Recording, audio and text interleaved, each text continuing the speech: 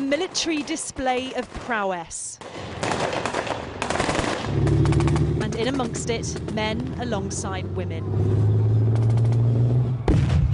This was a celebration of military equality, with the announcement that all roles within the UK Armed Forces, including Special Forces, are now open to women.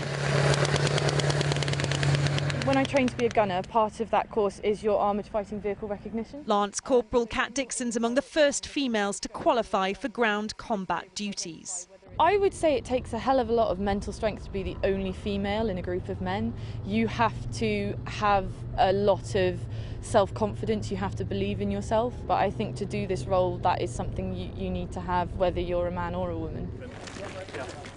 The Defence Secretary Gavin Williamson made the announcement that ability, not gender, will determine entry, but admitted more women still need to be recruited into senior positions.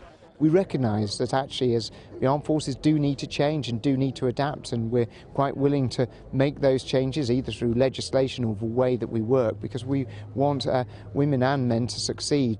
Until 2016, females were restricted to supportive airborne duties or more defensive roles on the ground.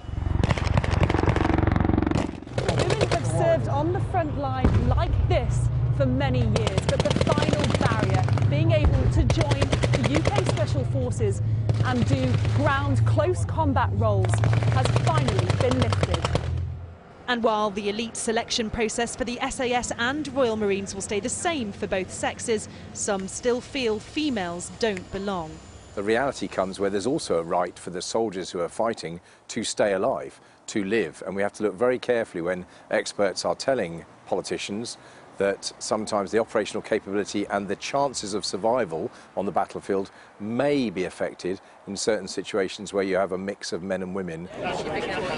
Nevertheless, Brigadier Sharon Nesmith says these changes mark a shift in perception of women in the forces. I had to sign a piece of paper that said, should I have children, that I would have to leave the army. I was stood at the back of a parade. It's very different to, here I am, 27 years later, I've done exactly the same as my male contemporaries, commanded at every level, and I've done it all as a mum of two.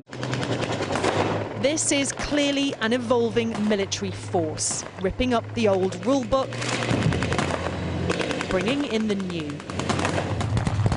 Adele Robinson, Sky News, Salisbury Plain.